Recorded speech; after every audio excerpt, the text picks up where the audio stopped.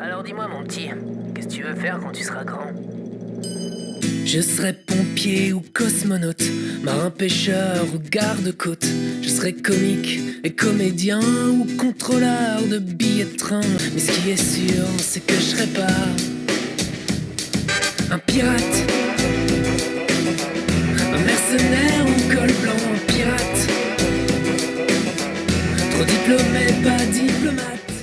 Bonjour, bonsoir tout le monde, soyez les bienvenus à notre leçon 17.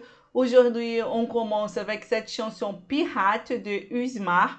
Bon, je ne vous ai jamais présenté Usmar, alors on commence par une petite présentation de ce chanteur qui n'est pas seulement un chanteur, il est auteur, compositeur, interprète et il est français, il est né à Lille en France.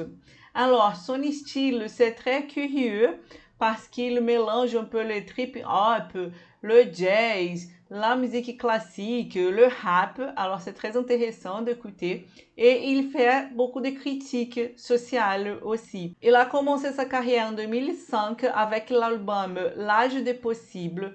Et après, en 2009, il a sorti Rien n'est parfait. C'est l'album qui inclut cette chanson Pirate. Avant de parler de cette chanson, on parle un peu plus de Usmar parce qu'il est très intéressant. Il n'est pas seulement un interprète, il travaille comme compositeur de bandes son. Bandes son, ce sont ces chansons qu'on entend dans des spectacles musicaux, dans des spectacles de danse. Ce sont les chansons créées spécialement à ce type de spectacle.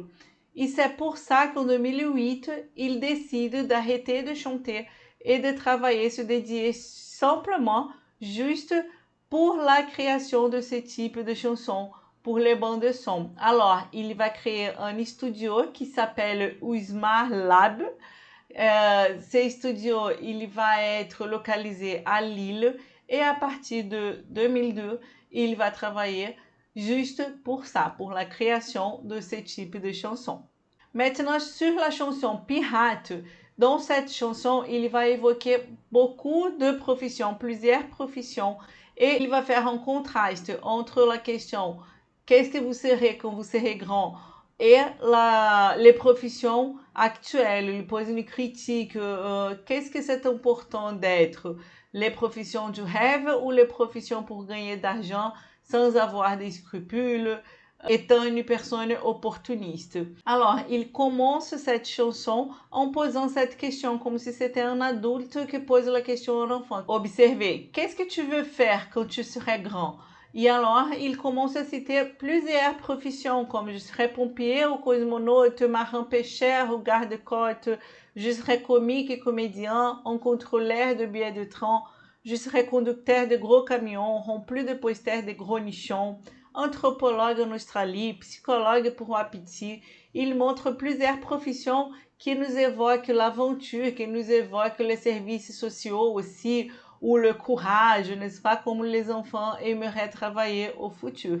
Mais après la moitié de la chanson, il parle de ce qu'il ne sera pas.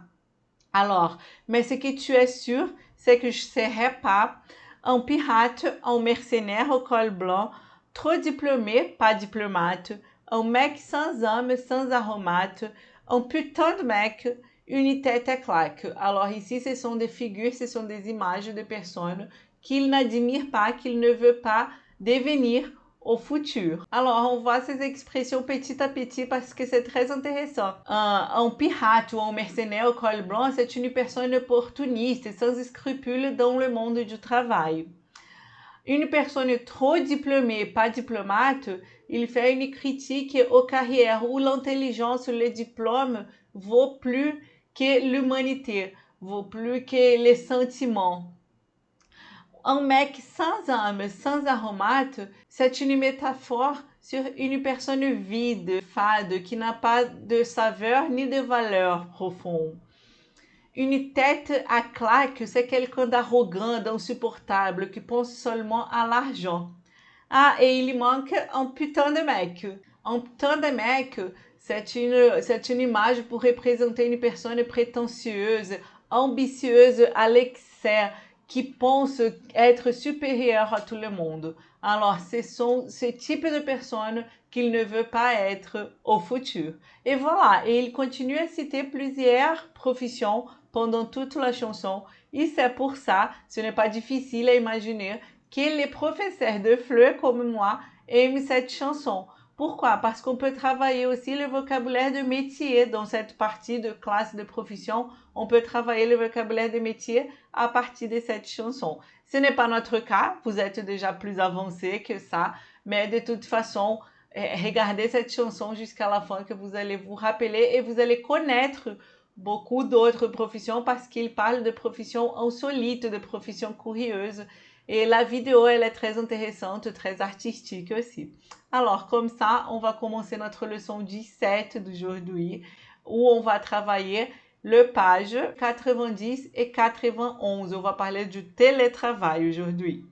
Et on passe déjà à l'activité 1. Le télétravail, c'est l'activité pour contextualiser, pour vous rendre au contexte, pour connaître le sujet, pour connaître le texte, pour parler un peu de ça. Alors, on passe à la plateforme et je vais vous montrer tout.